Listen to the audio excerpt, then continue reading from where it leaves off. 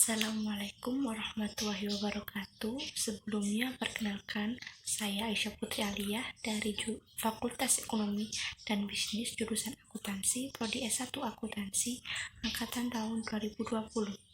Sebelumnya, mari kita haturkan puji dan syukur kehadirat Allah SWT, karena hingga saat ini kita masih diberikan kesehatan dan juga umur yang panjang, sehingga kita bisa bertemu kembali dengan bulan Ramadan, bulan yang suci dan penuh dengan rahmat. Tak lupa pula kita haturkan salawat serta salam kepada Nabi besar Muhammad SAW.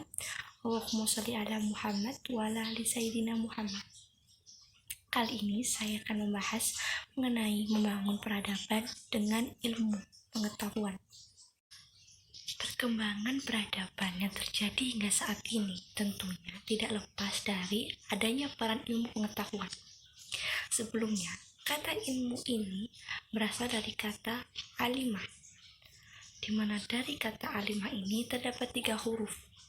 Yang pertama yaitu huruf ain, yang kedua lam, dan yang kedua mim. Yang pertama, huruf ain.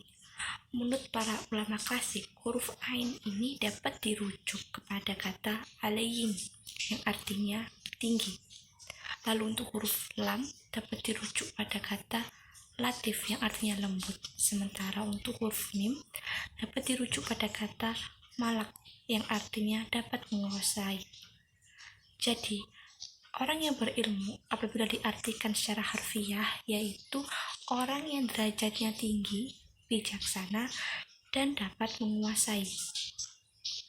Para ulama terdahulu yang memiliki kecakapan dalam berbagai ilmu pengetahuan umum seperti kedokteran, matematika, astronomi, ilmu agama, mereka mengawali karirnya dengan terlebih dahulu memahami bagaimana cara membaca Al-Quran yang baik dan benar, dan bagaimana cara untuk menghafal Al-Quran.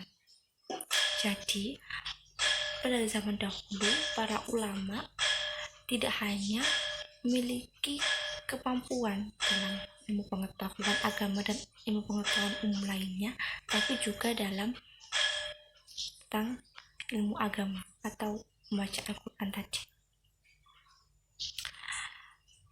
Sesungguhnya antara ilmu pengetahuan umum dan ilmu agama ini tidak ada perbedaan.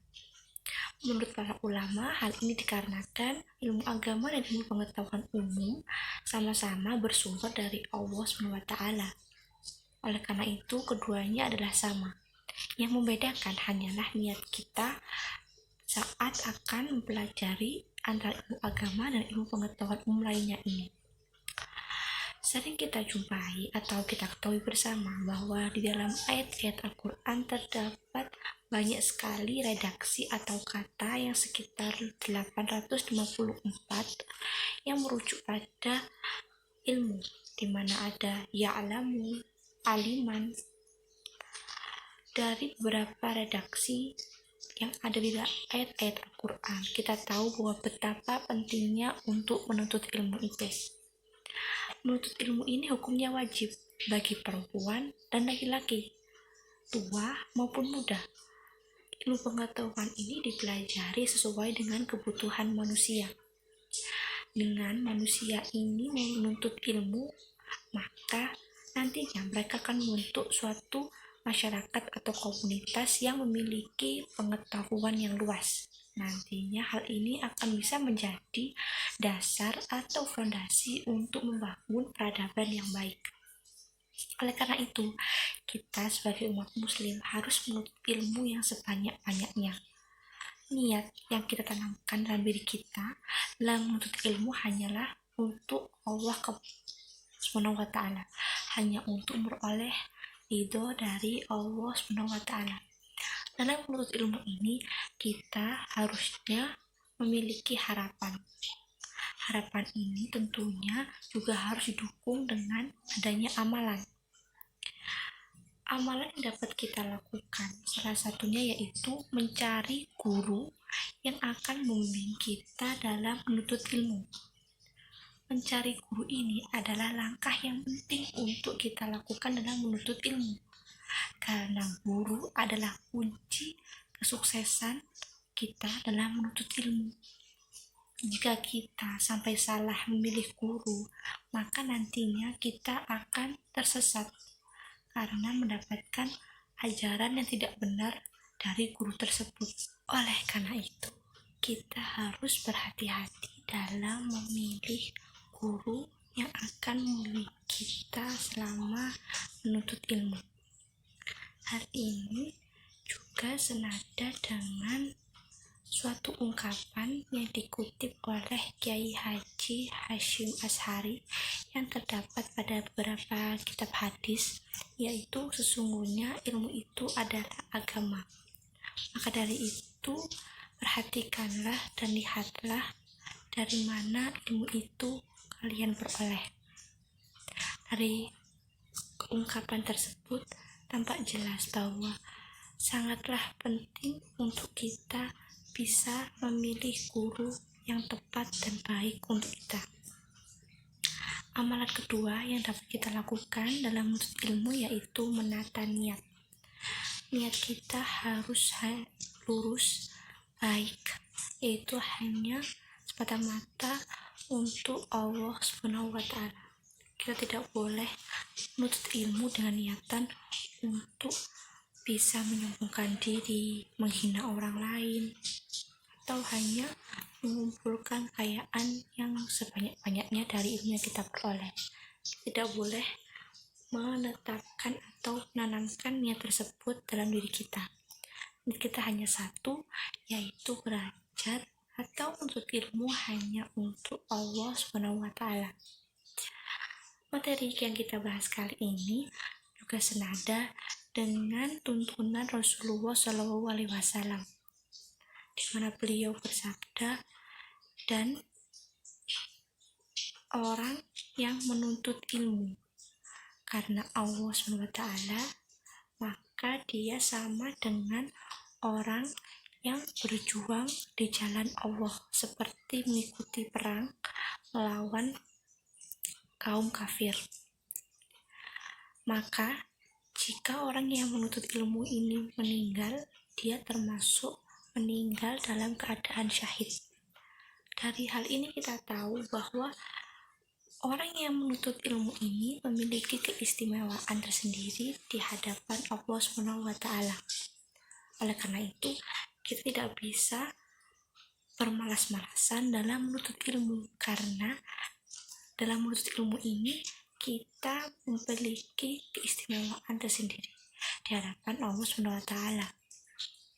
Selain itu, terdapat juga pernyataan dari Rasulullah SAW yang berbunyi, dan jika orang tersebut keluar rumah untuk menuntut ilmu, maka dia termasuk ke dalam orang yang berjuang di jalan Allah SWT hingga ia pulang kembali ke rumah.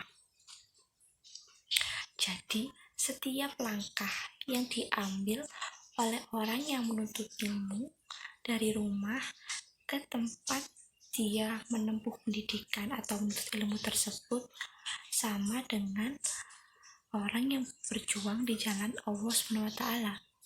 Lalu, bagaimana jika pada saat masa pandemi seperti saat ini kita melakukan pembelajaran secara online, tidak bertemu secara langsung, sehingga tidak ada jarak yang kita tempuh? Lalu bagaimana keistimewaan bagi kita yang menuntut ilmu di masa pandemi ini? Tentunya kita jangan lupa bahwa dengan mengikuti pembelajaran online ini kita menggunakan paket data, lalu pulsa, wifi. Nah, hal tersebut merupakan salah satu bentuk pengorbanan kita dalam menuntut ilmu. Jadi kita tidak usah merasa bingung atau khawatir tidak bisa memperoleh keistimewaan dalam menuntut ilmu karena dalam masa pandemi ini. Lalu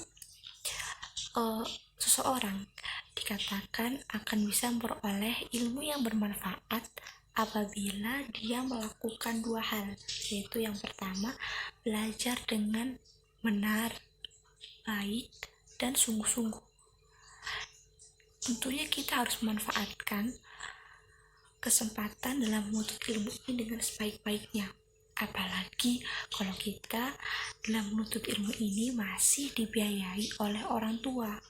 Bahkan meskipun kita mendapatkan bantuan dari pemerintah, kita tidak boleh menyia-nyiakan kesempatan ini untuk menuntut ilmu dengan sebaik mungkin.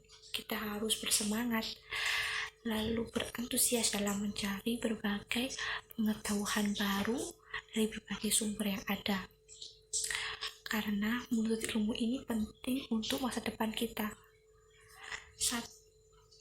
Adanya satu orang yang bisa mengetahui berbagai pengetahuan yang baru, dia bisa mengajarkannya kepada orang lain yang jumlahnya banyak. Lalu lama-kelamaan hal tersebut akan membentuk suatu peradaban yang dimana orang-orangnya memiliki tingkat intelektual yang tinggi karena mereka memiliki pengetahuan yang luas. Lalu yang kedua yaitu taat kepada guru kita. Sangatlah penting untuk kita taat dan patuh kepada guru kita, karena beliau yang memberikan kita pengetahuan, bimbingan, dan juga arahan dalam menuntut ilmu. Kita harus bisa bersikap hormat dan menghargai beliau. Seperti halnya kalau kita sedang kuliah. Kalau ada pertanyaan, maka bertanyalah dengan bahasa yang sopan. Lalu, jangan lupa untuk bilang mohon maaf terlebih dahulu, kemudian berterima kasih.